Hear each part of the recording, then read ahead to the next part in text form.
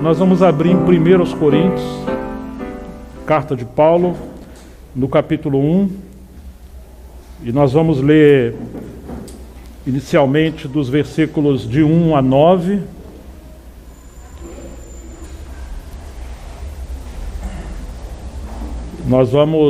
Poderíamos colocar o título Voltando ao Nosso Chamamento,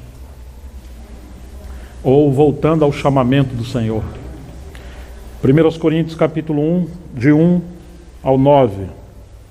Paulo, chamado pela vontade de Deus para ser apóstolo de Cristo Jesus, e o irmão Sóstenes, a igreja de Deus que está em Corinto, aos santificados em Cristo Jesus, chamados para ser santos, com todos os que em todo lugar invocam o nome de nosso Senhor Jesus Cristo, Senhor deles e nosso. Que a graça e a paz de Deus, o nosso Pai, e do Senhor Jesus Cristo estejam com vocês. Sempre dou graças ao meu Deus por vocês, por causa da graça de Deus que foi dada a vocês em Cristo Jesus, porque em tudo vocês foram enriquecidos nele, em toda a palavra e em todo o conhecimento, assim como o testemunho de Cristo tem sido confirmado em vocês, de maneira que não lhes falte dom nenhum, enquanto aguardo a revelação de nosso Senhor Jesus Cristo. Ele também confirmará até o fim, para que vocês sejam irrepreensíveis no dia de nosso Senhor Jesus Cristo. Fiel é Deus, pelo qual vocês foram chamados à comunhão de seu Filho Jesus Cristo, o nosso Senhor. Até aqui, por enquanto. Graças a Deus que temos na Bíblia 1 aos Coríntios e 2 aos Coríntios. Nós amamos e gostamos das cartas de Paulo. Amamos a carta de Paulo aos Efésios, que fala daquela igreja celestial, uma igreja madura nas regiões celestiais, o funcionamento do ministério, a nossa eleição e predestinação em Cristo, o mistério de Cristo e a igreja. Ali vemos a igreja como edifício, como corpo, como noiva ou esposa do Cordeiro, como novo homem. Nós temos tantas riquezas ali, embora Paulo mostre que estava preso, mas seu espírito está livre, e ele deixa aquele espaço e aquele tempo e o seu contexto, e ele penetra o coração de Deus, e ele vê aquelas riquezas tão profundas no coração do nosso Senhor. Mas não temos apenas essa carta entre as cartas, a carta de Paulo aos Efésios. Nós temos pelo menos 13 epístolas de Paulo. Temos as cartas de Paulo às igrejas, e também temos as cartas pastorais, que é 1 Timóteo, 2 Timóteo e Tito. Se nós olharmos a carta de Paulo aos Romanos, podemos dizer que é uma carta de fundamentos. Então, se quisermos começar, vamos começar pelos fundamentos. E se tivermos fundamentos alicerçados no Evangelho, na cruz, na graça, então poderemos ir à carta de Paulo aos Filipenses, porque os fundamentos no Evangelho vai nos levar à experiência cristã normal, e é a carta da alegria. Embora Paulo estivesse preso, ele está mostrando o caminho da experiência cristã normal, como deveria ser a qualidade de vida de um cristão que vive porque tem fundamentos adequados. Embora Paulo está preso, mas ele não está pensando em si, ele está pensando no Senhor e nos irmãos, e ainda que as circunstâncias fossem tão terríveis, Paulo poderia dizer e falou: alegrai-vos no Senhor, outra vez vos digo, alegrai-vos no Senhor. Então nós temos aquelas cartas que vão nos levando às riquezas de Cristo. Todas elas estão nos encorajando, nos corrigindo, nos fortalecendo. Mas quando olhamos essa carta de Paulo aos Coríntios, é uma correção de Deus por meio de Paulo a uma igreja que está em declínio ou em decadência.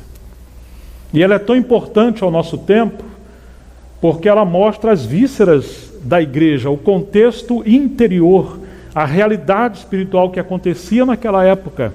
E de alguma forma parece que a situação de Corinto, ela hoje representa a situação da igreja em muitos lugares.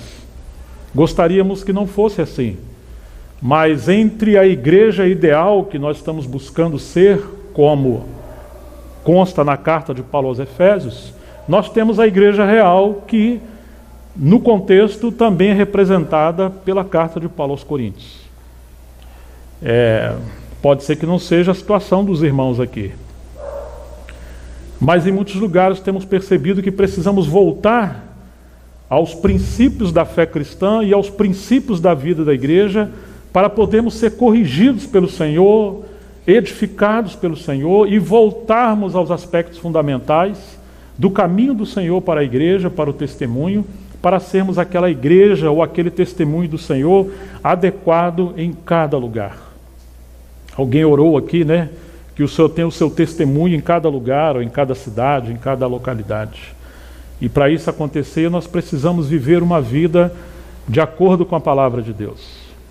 Eu fico imaginando a crise de Paulo, a dor de Paulo, ao olhar para trás e ver o contexto dessa igreja em Corinto. Ele foi usado pelo Senhor para pregar o Evangelho em Corinto, na sua segunda viagem. Isso está no capítulo 18 de Atos dos Apóstolos. E quando ele quis sair, o Senhor falou para Paulo: fique aí, eu ainda tenho muito povo nessa cidade. Então Deus tinha um propósito muito claro. E ele vai dizer no capítulo 2 dessa carta que quando ele esteve ali em Corinto, nós poderíamos olhar isso juntos, pregando o Evangelho. Ele diz: irmãos, quando estive com vocês anunciando-lhes o mistério de Deus, ou o testemunho de Deus, não fiz com ostentação de linguagem ou de sabedoria, porque decidi nada saber entre vocês a não ser Jesus Cristo e este crucificado. E foi em fraqueza, temor e grande tremor que eu estive entre vocês. A minha palavra e a minha pregação não consistiram em linguagem persuasiva de sabedoria, mas em demonstração do Espírito e de poder, para que a fé que vocês têm não se apoiasse em sabedoria humana, mas no poder de Deus. Porque Corinto era uma cidade da Grécia Antiga, e os gregos, disse Paulo no capítulo 1, eles buscavam sabedoria. E os judeus buscavam sinais. Isso fazia parte da cultura religiosa e social deles. Corinto ficava localizada ali em Grécia, era provavelmente a cidade de segunda maior influência nesse mundo antigo.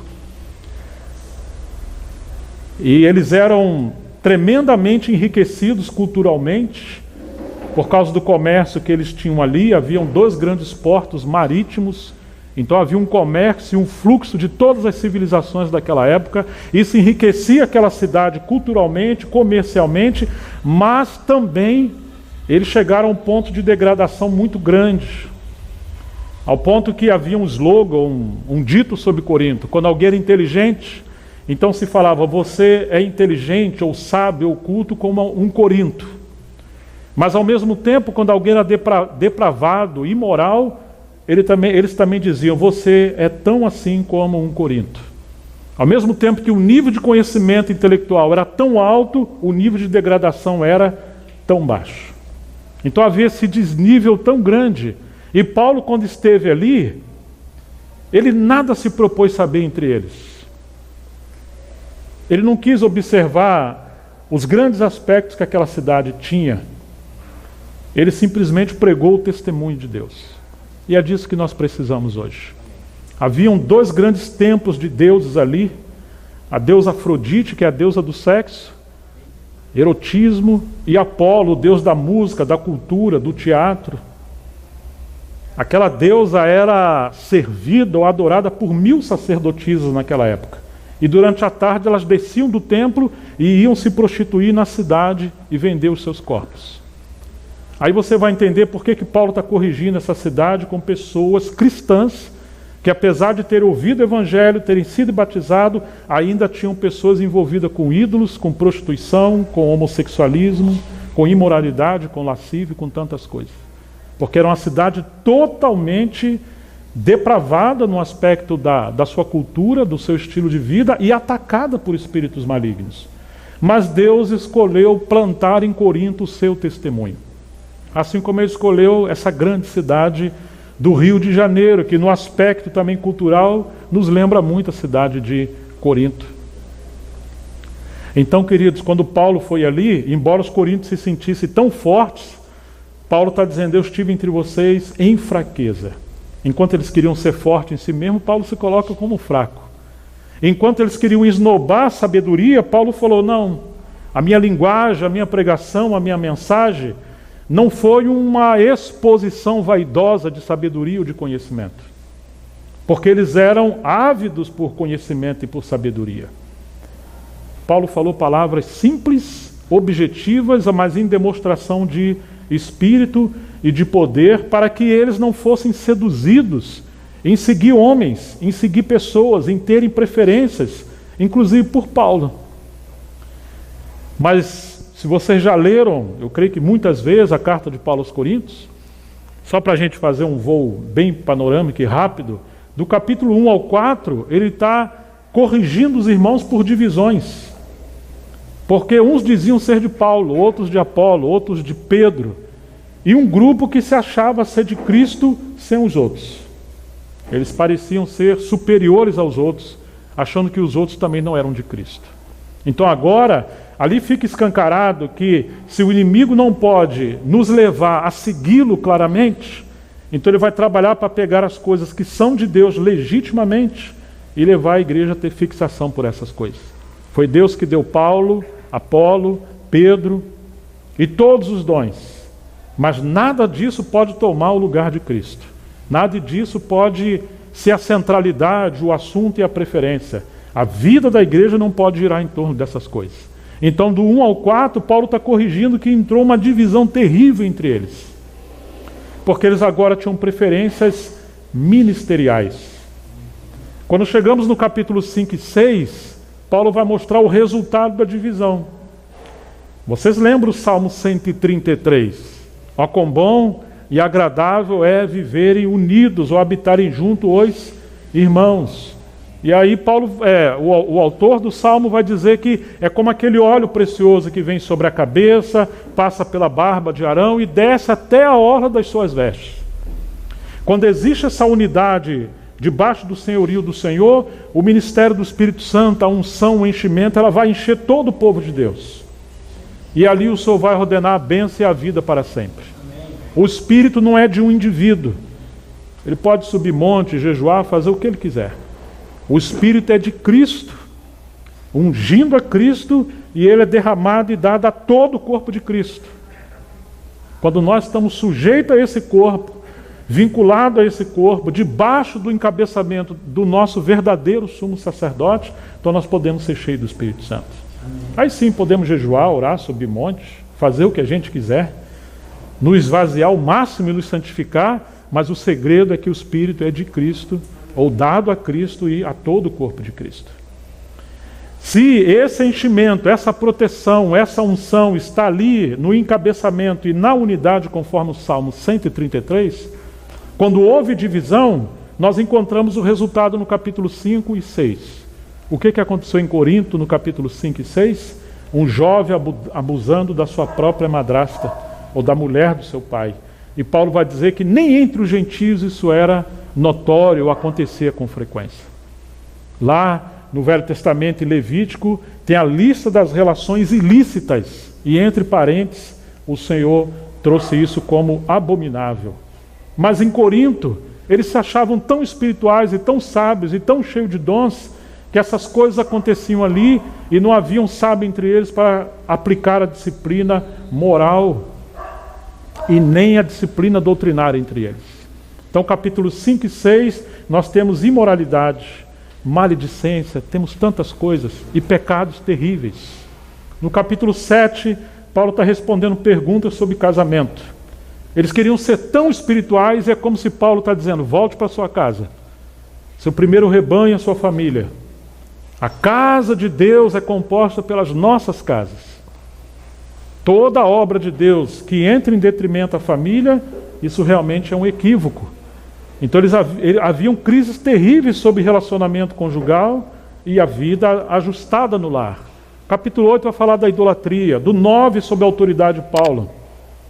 E aí no 10, para aqueles que buscam milagres, Paulo vai dizer, a maioria morreu no deserto. Viram os grandes milagres, viram as 10 pragas, o juízo de Deus no deserto. Viram o mar vermelho, foram batizados na nuvem, no mar e em Moisés.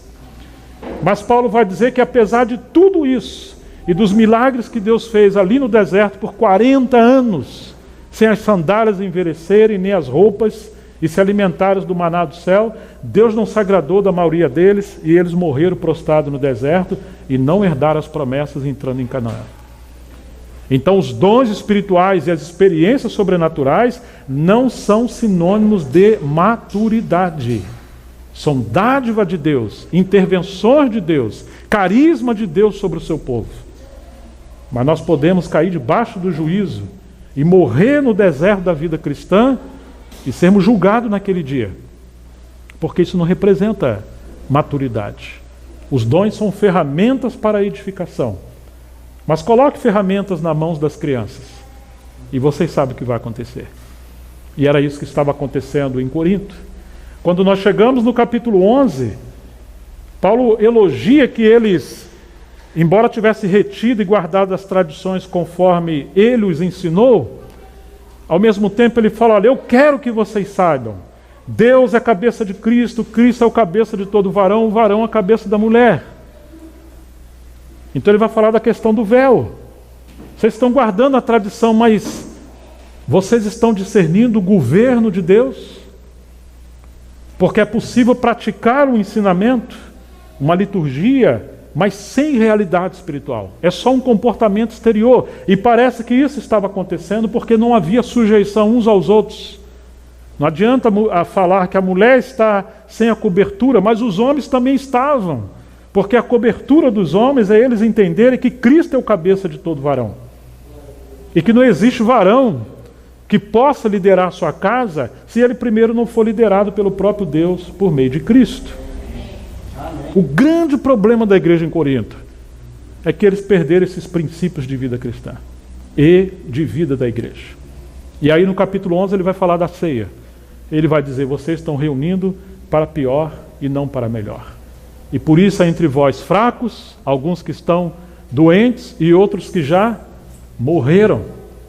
Porque eles não tinham discernimento do que seja a mesa do Senhor.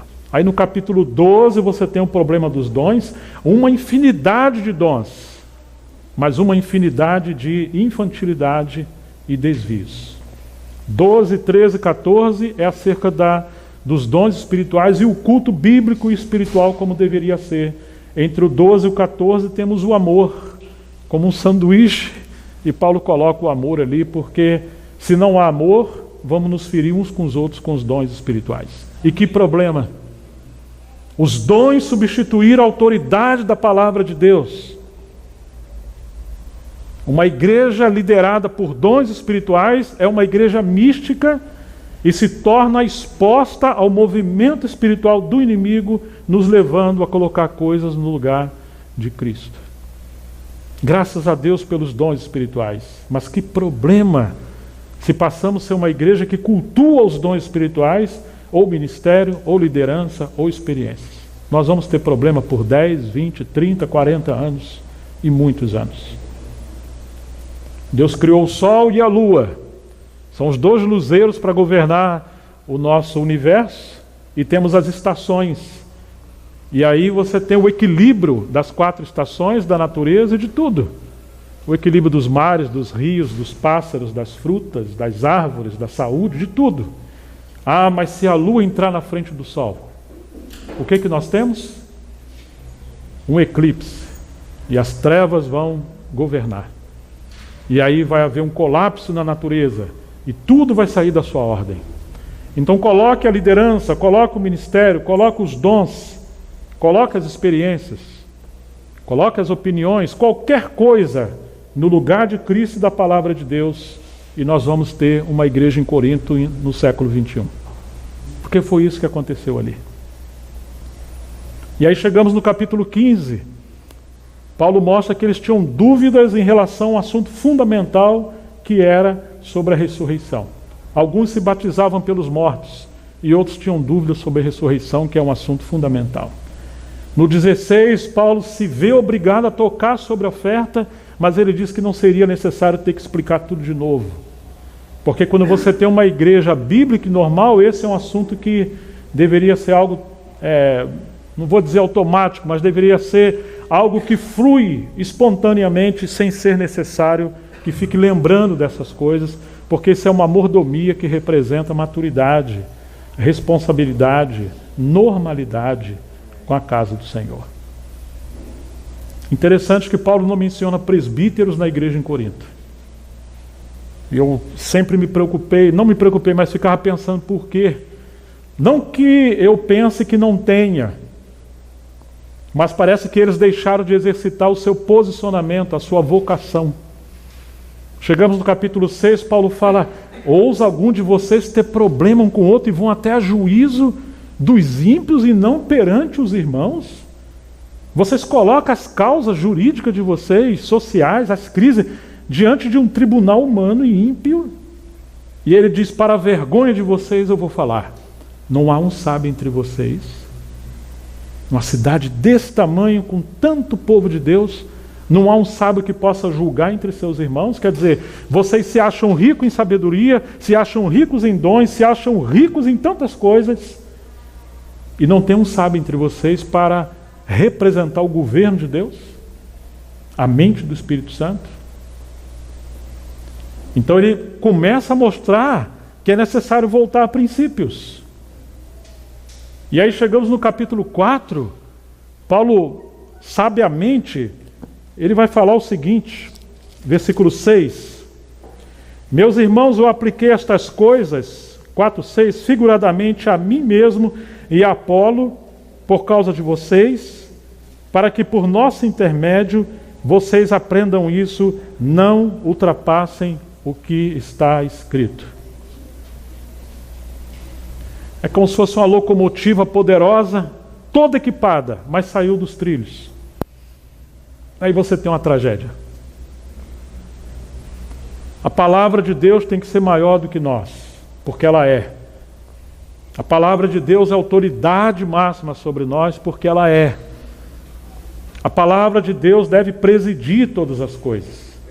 Aqueles que servem devem servir de acordo com a palavra, debaixo com a palavra, representando a palavra, porque Deus é o Deus da palavra. E eles colocaram as experiências, as opiniões e tantas coisas no lugar da palavra. E eles foram além do que estava escrito. E Paulo está mostrando por que houve essa tragédia, esse desencaminhar, porque eles saíram da palavra. Você imagine tantas questões que estavam acontecendo ali? Que situação, irmãos. Quando chegamos no capítulo 11, Paulo usa uma frase que para nós parece estranha. Versículo 19, quando havia crise na mesa do Senhor, na ceia, e versículo 18, porque antes de tudo estou informado. Alguém informou a Paulo. Permita-me fazer um parênteses. Ele foi informado pelos da casa de Cloé, no capítulo 1, verso 10. Cloé era uma irmã, uma anciã, e isso era uma vergonha para eles. Onde estão os irmãos mais velhos? Onde estão os responsáveis por aquela assembleia? Foi uma mulher que informou para Paulo. Porque eles criaram crise com o ministério de Paulo. Paulo falou: se eu não sou apóstolo para ninguém, pelo menos para vocês eu sou, porque vocês são o selo do meu apostolado. Mas eles não pediram ajuda. Aqueles que se acham espirituais e não são, eles preferem ser destruídos, recebendo elogio dos carnais, do que serem salvos pela correção daqueles que são espirituais. Então eles evitavam o ministério de Paulo, porque eles se achavam que poderiam reinar por eles mesmos. Mas nós somos um único corpo e precisamos de todos os serviços e dons. Então uma irmã informou para Paulo, e ele soube que havia divisões entre eles.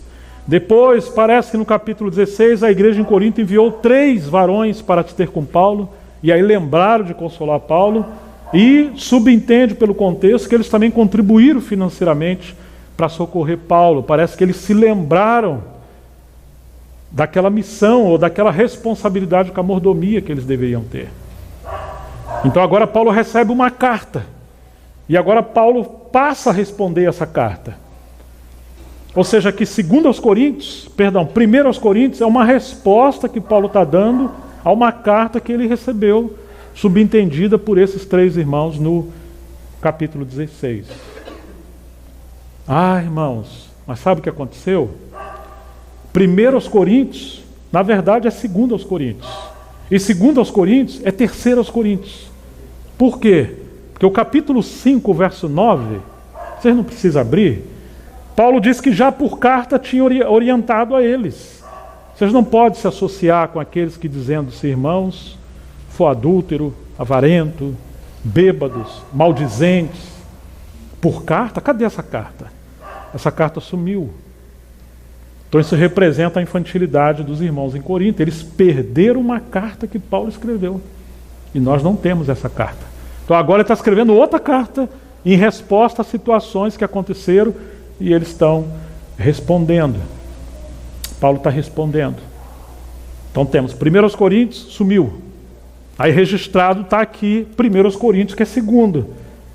E 2 aos Coríntios é 3. E alguns historiadores acreditam que existe, na verdade, deveriam existir, na verdade, 4 cartas à igreja em Corinto. Quando a igreja não tem responsabilidade com o ministério da palavra, apesar de tudo que conheça, tudo que leu, tudo que experimentou, mesmo que já passou Paulo, Apolo, Pedro, ela é infantil. E é isso que Paulo está dizendo.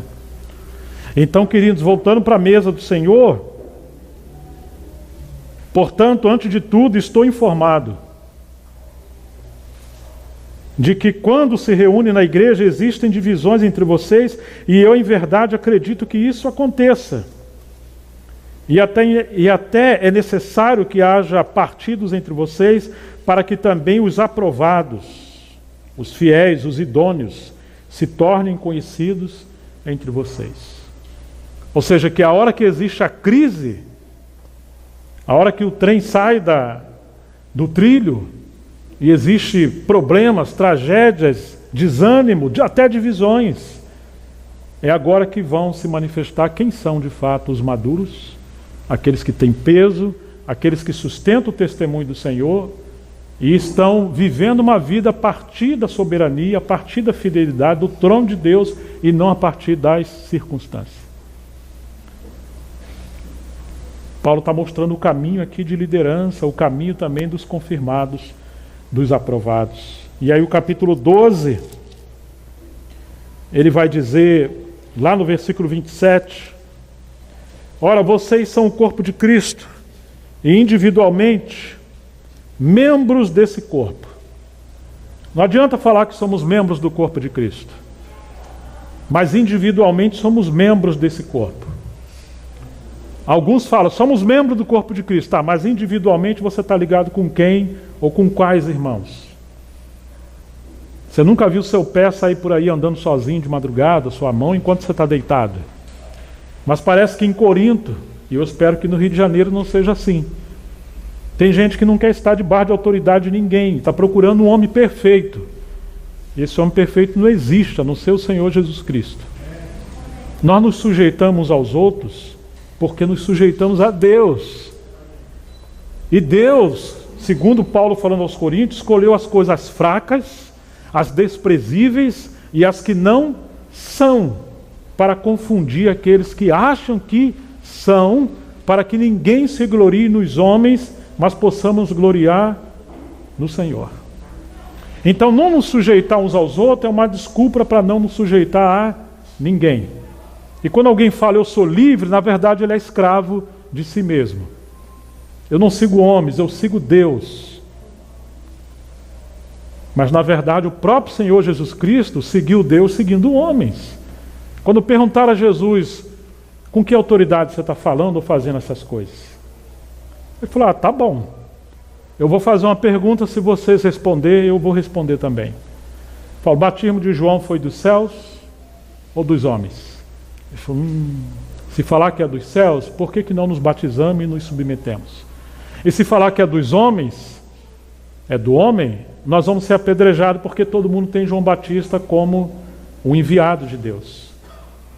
João Batista é aquele que profetizou Isaías, que ele ia preparar, e também Malaquias, era o anjo que seria enviado, iria preparar o caminho do Senhor, aplainar o caminho do Senhor, e ele seria o precursor do Senhor.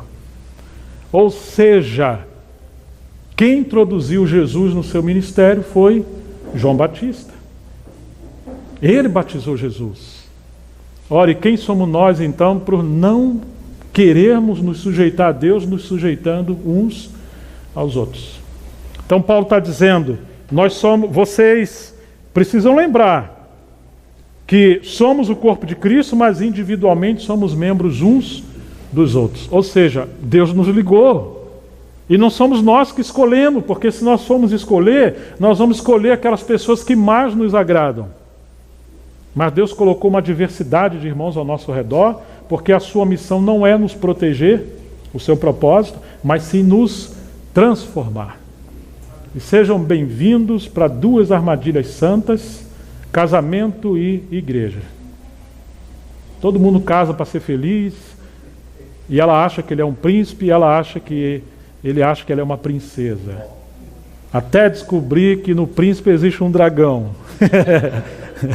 E na princesa eu nem vou falar. Irmãos, é um lugar de transformação. Às vezes falamos, será que o nosso casamento foi de Deus? Que não é possível. Tenho dúvidas agora. Assim como a igreja, puxa, será que é aqui mesmo que eu devo congregar com esses irmãos? Que nós achamos que Deus nos deu uma esposa para ser a nossa escrava ou vice-versa. E a igreja também. Mas não, irmãos. Seu propósito é nos transformar a imagem do seu Filho. Então fique tranquilo. Tudo vai dar certo no final. E é isso que Paulo está falando aos Coríntios.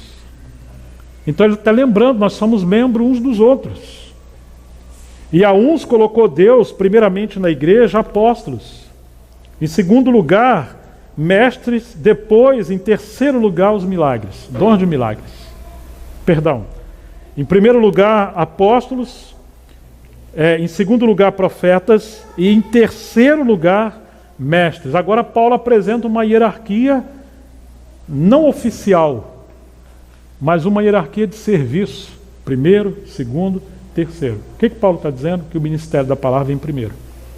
Que o fundamento vem primeiro.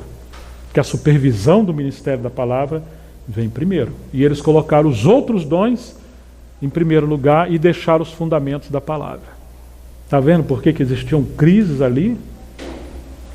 Paulo está corrigindo. E vai chegar um momento que, de maneira tão sábia, Paulo vai dizer assim, depois desses dons, ou desses ministérios, aí temos operadores de milagres, mas eles queriam os operadores de milagre em primeiro lugar. Ou sobrenatural em primeiro lugar, né? Graças a Deus temos dons de cura, mas tem que ser de acordo com a palavra e para o propósito do Senhor. Graças a Deus por isso. Depois temos os dons de ajuda ou de socorro.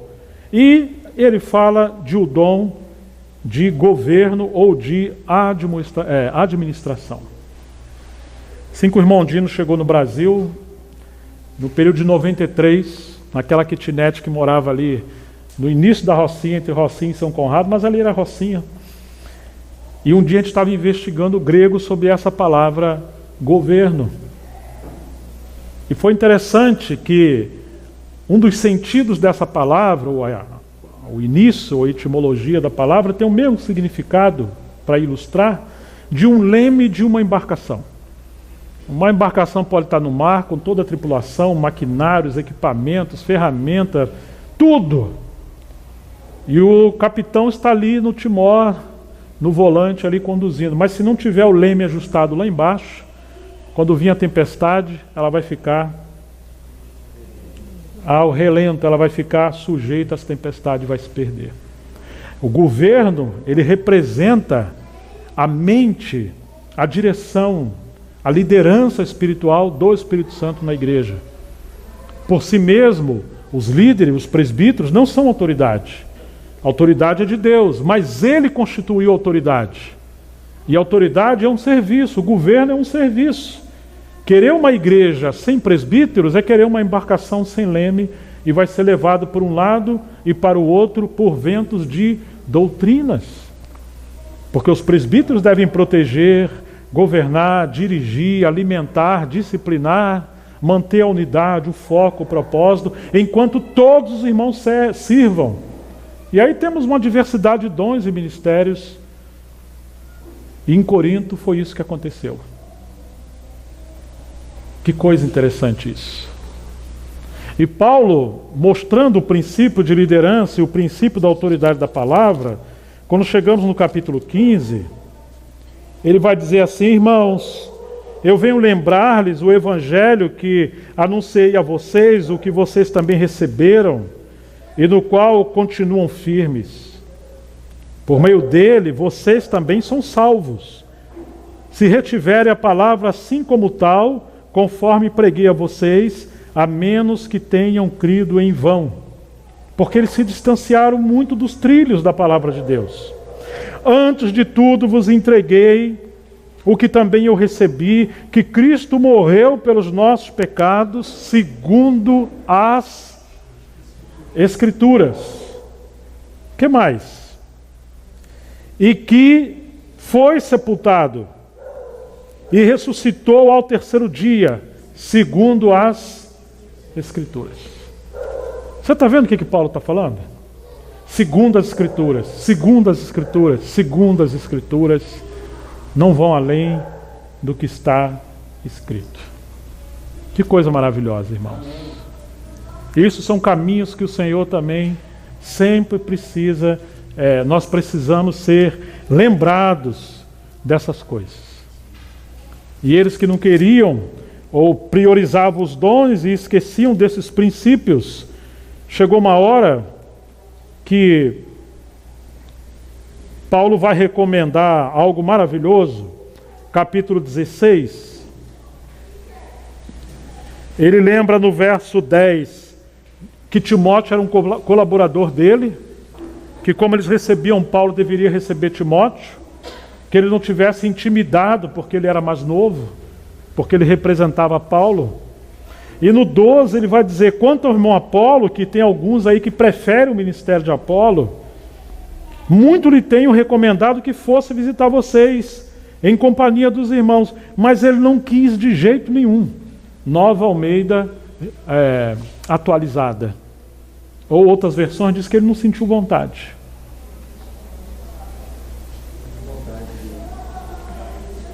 De ir agora, ele porém irá quando tiver oportunidade.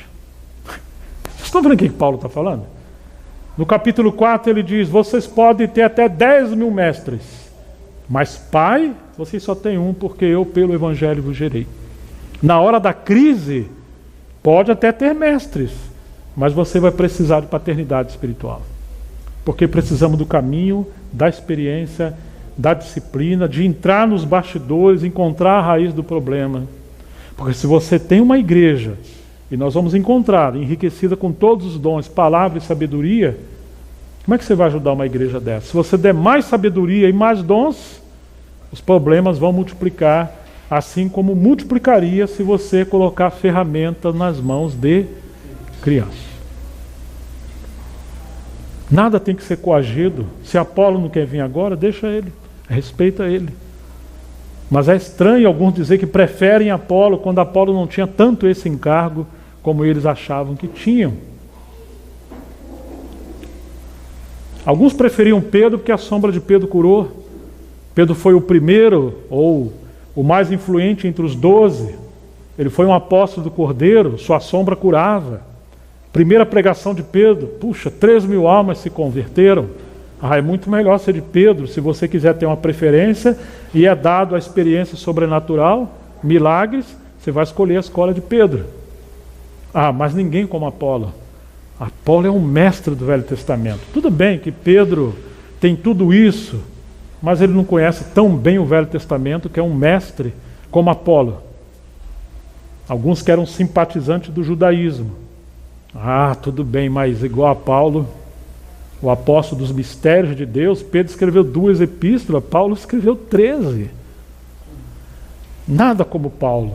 Paulo encontrou o Senhor no caminho de Damasco. Paulo não brigava tanto com o Senhor como Pedro no começo. E outra coisa, Pedro era pescador, né? Um homem leigo. Paulo era um poliglota. Se buscamos sabedoria, ele fala o grego, o hebraico, o aramaico, conhece de filosofia, de poesia, de retórica, de matemática, de arqueologia, de ciência, de tudo. Era um homem perfeito. Eu prefiro Paulo. Ainda tinha uma outra escola. Não, vocês podem seguir os homens que vocês quiserem. Vocês dependem de homens. Nós somos de Cristo. Como se pudesse ser de Cristo excluindo os outros. Então você tem tudo isso aqui em Corinto. E agora Paulo vai dizer assim, no 13, fiquem alerta, perdão, no 15. E agora, irmãos, eu peço a vocês o seguinte: os membros da casa de Estéfanes são as primícias da Acaia, e eles se consagraram ao serviço dos santos. Portanto, sujeitem-se a pessoas como eles, bem como a todo aquele que é cooperador e obreiro.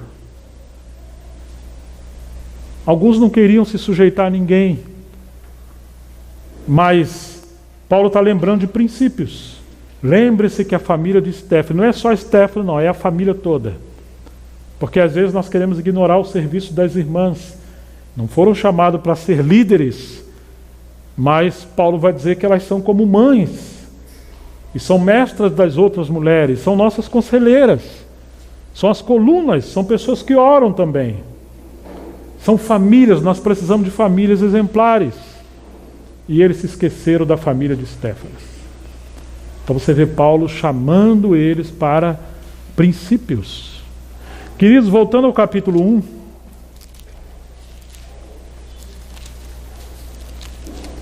Como ajudar uma igreja dessa, né? Capítulo 1, verso 1.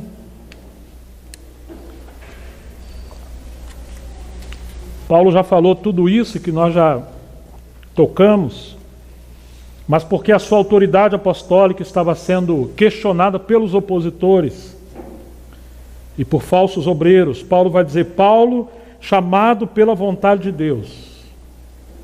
Nada é por acaso. Ninguém fez de Paulo por si mesmo um obreiro, um apóstolo. Como alguns pseudo-obreiros surgiram em Corinto.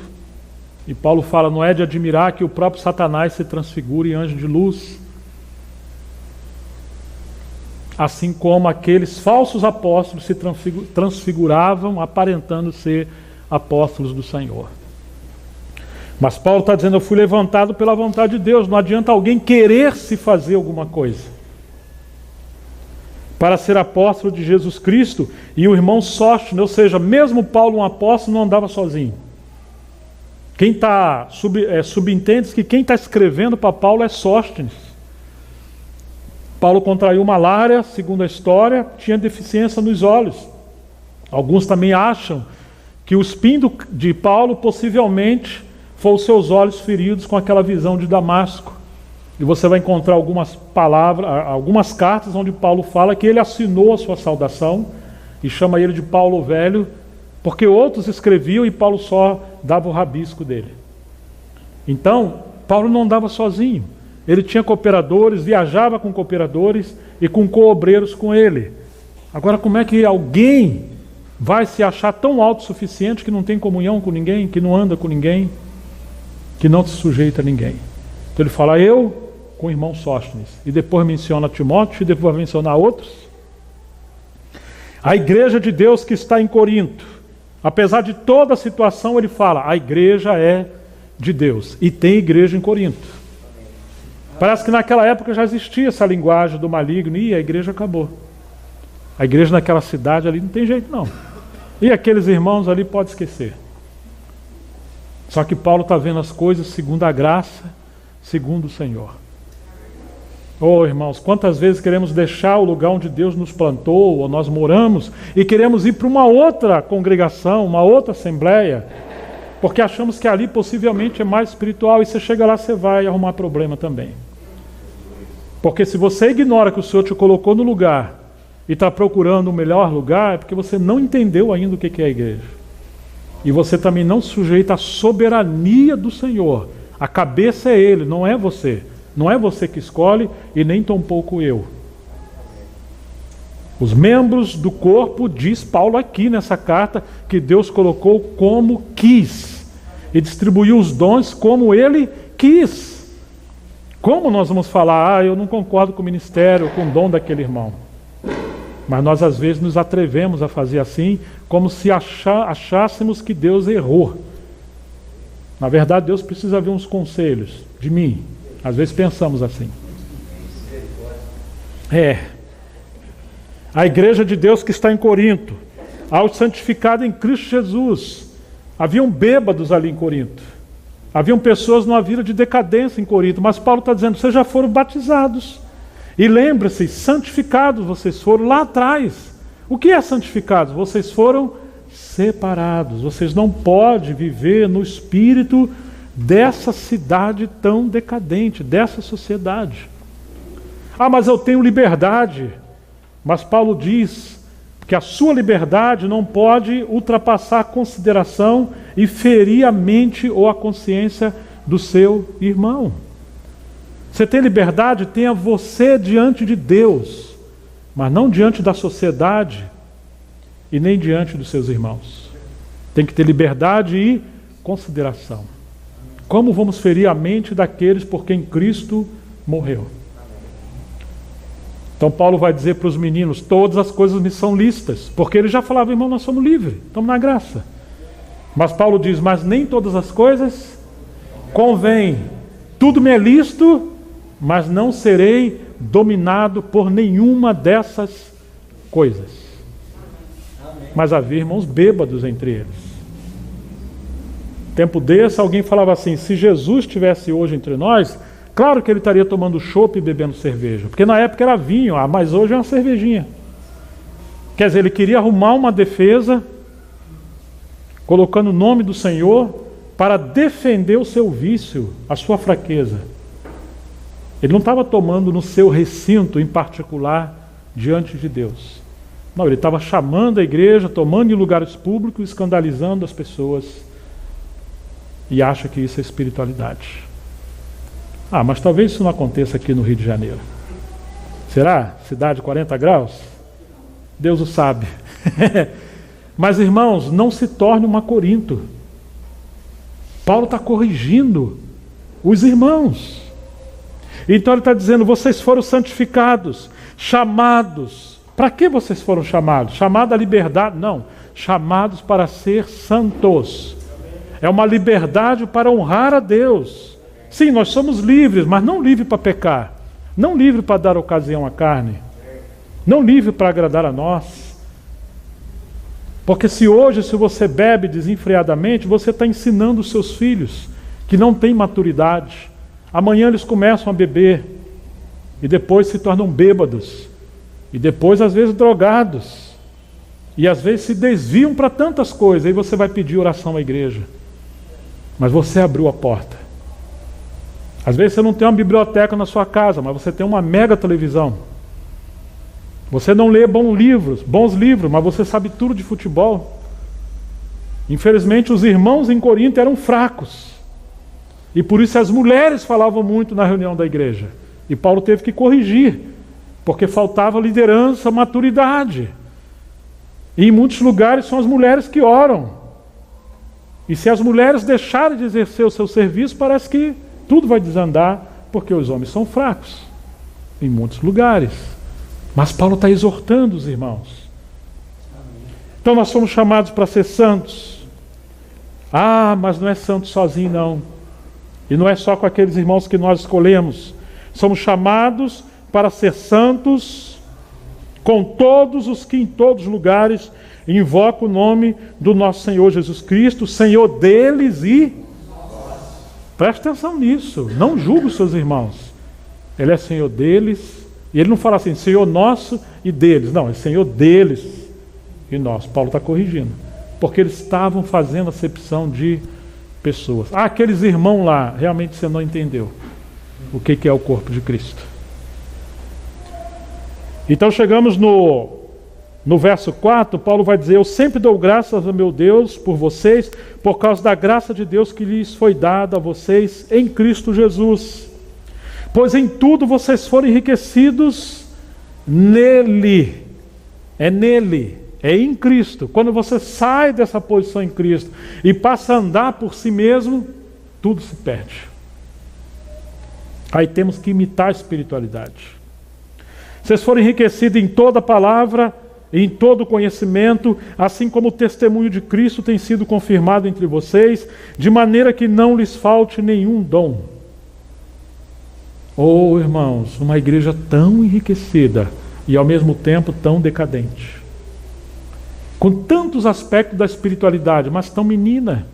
E Paulo vai dizer que não pôde escrever como a espirituais, mas como a carnais. Leite vos dei de beber e não alimento sólido, porque vocês não podiam, e ainda agora vocês não podem.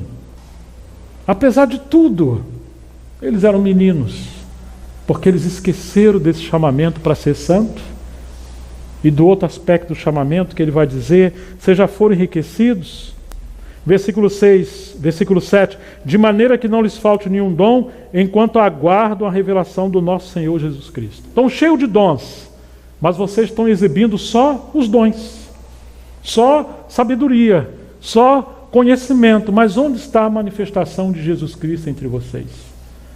Claro que é a manifestação dele na sua vinda, mas até que ele venha, o Senhor espera que haja manifestação de Cristo na igreja. Quando você chama alguém para ver a sua casa, você não vai mostrar: esse aqui foi o martelo que pregou os pregos, aquele ali foi o seu serrote, aí você tem a serra, você tem a colher de pedreiro, a pá, a enxada.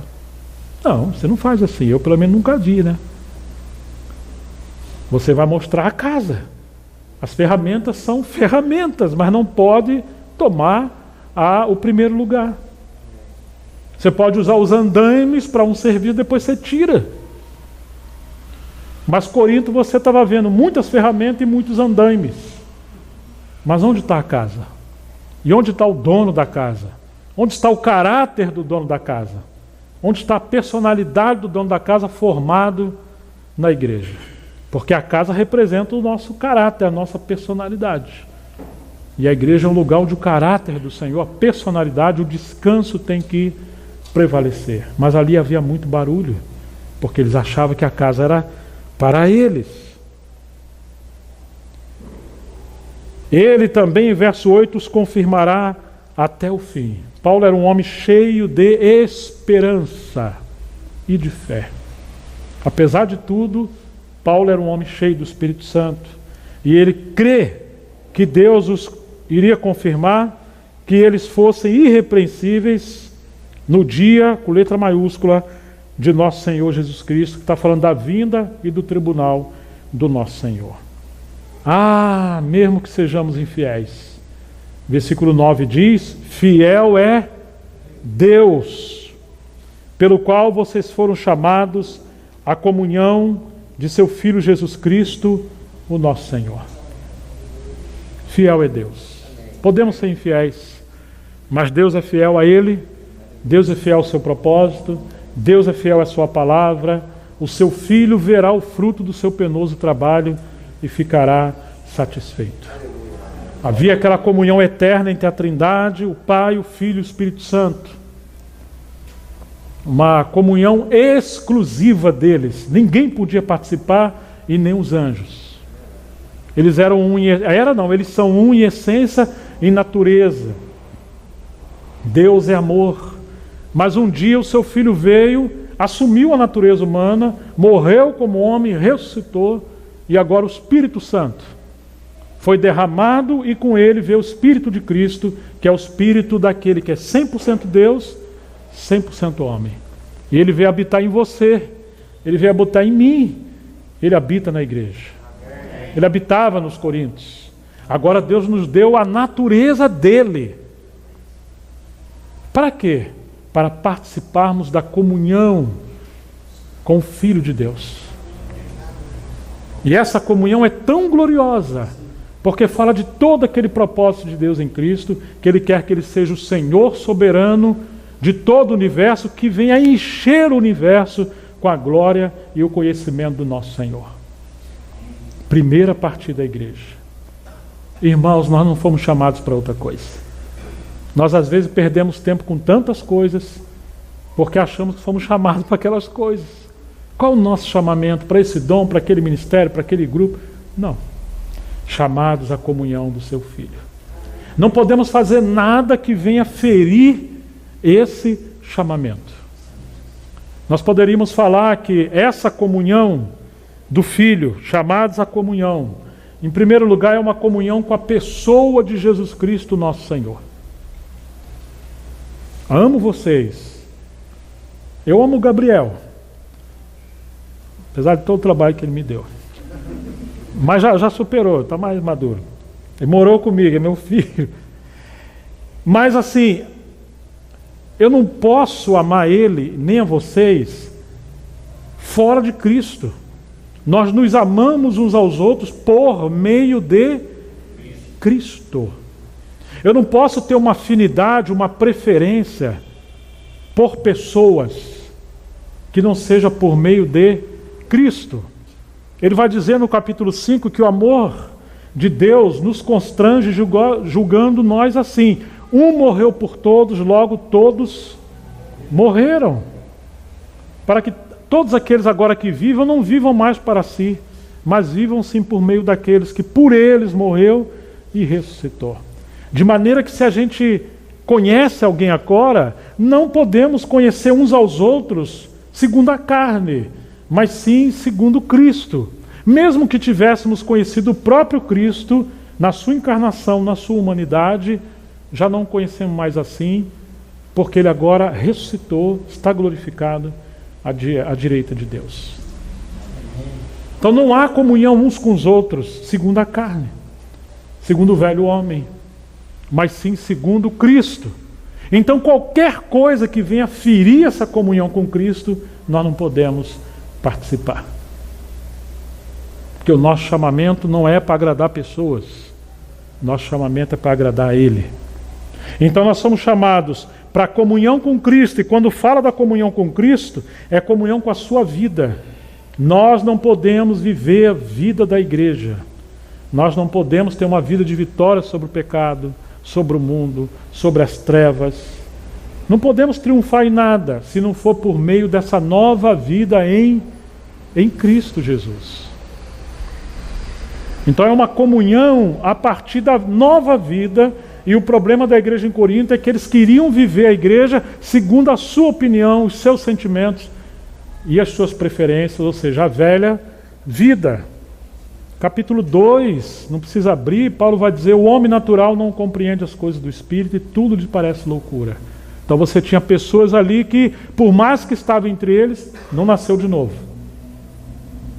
Olha, irmãos, se passa tanto tempo, a pessoa está dando o mesmo trabalho de 1 ano, 2, 3, 4, 5, 10, 20, 30 anos.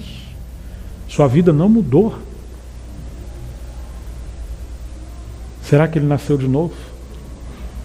Se ele tem sempre dúvida com as coisas de Deus, com o mover de Deus, com a palavra de Deus, e tudo ele questiona, tudo ele critica, tudo ele zomba, tudo ele divide, e está sempre envolvido com tragédias, pecados e problemas, devemos nos questionar e orar e perguntar: será que nasceu de novo? Porque não é o fato da pessoa ter nascido no lar cristão ou estar tanto tempo entre os irmãos que significa que ele é uma nova criatura. Mas tem que ter fruto de arrependimento e o caráter de Cristo sendo formado, e ser um servo de Deus, representar Cristo. Mas ali tinham homens naturais influenciando a igreja está sempre com muitos problemas, porque o diabo está usando essas pessoas. Mas os irmãos gostavam daquelas pessoas. E aí você tem uma porta para o inimigo trabalhar. Nós temos que amar uns aos outros segundo Cristo e viver o que a palavra diz. O que a palavra diz? Não coma com eles, não toma café, não beba água. Se alguém dizendo: se irmão fizer isso, isso e isso, e vocês conhecem o capítulo 5, capítulo 6. Em segundo lugar, Paulo vai dizer que havia os homens carnais, são santos, nasceram de novo, mas estão fazendo as coisas segundo os seus sentimentos. seguindo suas preferências. São salvos, mas você não pode contar com eles, que eles são meninos, eles não podem levar peso. Diante de nós estão algumas colunas desse prédio, está vendo? Estão sustentando esse edifício. Assim deveriam ser muitos irmãos que já passaram tanto tempo caminhando. Mas infelizmente hoje os que dão mais problema, muitos são os mais velhos. Coitado dos irmãos mais novos. Que Deus tenha misericórdia de nós. Eles já deveriam ser pais, gerando filho e cuidando dos irmãos novos, mas estão sempre envolvidos com problemas. Por que isso? Porque são carnais? É normal uma criança ser criança. É normal uma criança querer que o mundo gire em torno dela. Mas alguém que já está ali um tempo e ela ainda parece usar fralda e tudo está reclamando, é um irmão carnal se ele nasceu de novo. E aí Paulo vai dizer do homem espiritual que ele tudo discerne e ele por ninguém é discernido. Então Paulo vai dizer que ali em Corinto havia esses 3 tipos ou 3 classes de pessoas. E ele espera que nós sejamos espirituais. Então você está vendo o que Paulo está falando? Fiel é Deus pelo qual foste chamados à comunhão do seu Filho Jesus Cristo, o nosso Senhor. É uma comunhão a partir da nova vida de Deus em nós. E como é a vida do seu Filho? Ele foi comparado figuradamente a um cordeiro. O cordeiro foi como ovelha muda ao matadouro. E ele aceitava ser tosquiado. Irmãos, ele não abriu a sua boca quando blasfemavam contra ele. Hoje as pessoas não querem ouvir conselho, não querem ser pastoreadas, está sempre abrindo a sua boca. A vida do filho é uma vida que vive para agradar a Deus e não a si. Ele não salvou a si mesmo, ele aceitou a cruz em nosso lugar. A vida do filho é uma vida que vive para o outro. É uma vida que foge do pecado. Se você tem essa vida tem fome pela palavra de Deus, tem fome pela comunhão. Essa vida ama Deus, ama os irmãos. Essa vida vive para a glória de Deus. Mas se você tem um estilo de vida sempre em contradição com a Escritura, contradição com os irmãos, contradição com a cruz, e tem problema com os pecados, será que você nasceu de novo? E se você nasceu de novo, até quando vai seguir assim e não o Senhor? Então, em primeiro lugar, é uma vida na vida do Filho, pela vida do Filho. Em segundo lugar, é uma vida ou é uma comunhão, chamados a comunhão na obra de Cristo, no Evangelho. Voltar ao Evangelho, a palavra da cruz. E em terceiro lugar, é uma comunhão na mensagem de Cristo. Ide por todo mundo, preguem o Evangelho. Pare de olhar para vocês, pare de brigar uns com os outros. Pare de querer exibir conhecimento, chamar a atenção. Vão produzir frutos. E quando as pessoas serem salvas, cuide deles. Protejam eles, ensinando-lhes a guardar tudo que vos ordenei. Então o Senhor fala, Paulo fala, fiel é Deus, pelo qual vocês foram chamados à comunhão de seu Filho, Jesus Cristo, nosso Senhor. Graças a Deus que Paulo, um homem cheio do Espírito Santo, ele está olhando a igreja segundo Cristo. E está querendo que a igreja também se veja segundo Cristo e possa se despir dessas roupas sujas com o velho homem e com a decadência e possa se voltar para a fidelidade de Deus. Não seguir qualquer uma outra coisa.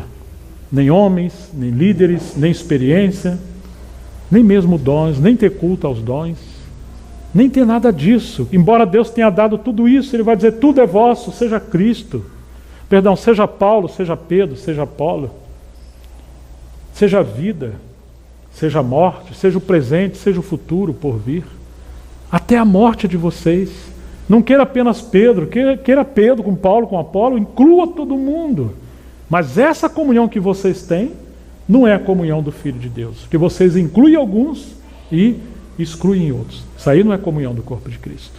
Então, queridos, Paulo está dizendo do nosso chamamento, chamado para ser santo e chamados para a comunhão do Filho de Deus. E nessa comunhão, em cada lugar, então a obra de Deus, ela vai aumentando E Deus tem um testemunho ali do seu Filho através daqueles que estão vivendo e servindo a partir dessa comunhão na vida com o Filho de Deus. Agora, se você limpa uma cadeira, se você cuida de crianças, se você dá carona sempre para alguém, ou se você louva com os instrumentos, se você pastoreia, se você coopera com a sua... Não importa o que você faça, se você tem dons, se você é um mestre, o que Paulo está dizendo é que tudo que fizermos tem que ser na base da comunhão com Cristo, na base da comunhão uns com os outros, não isoladamente. E isso tem que expressar a vida do Filho através dos dons. Amém. Glória. Cantamos Cristo e levamos a igreja a cantar Cristo. Amém.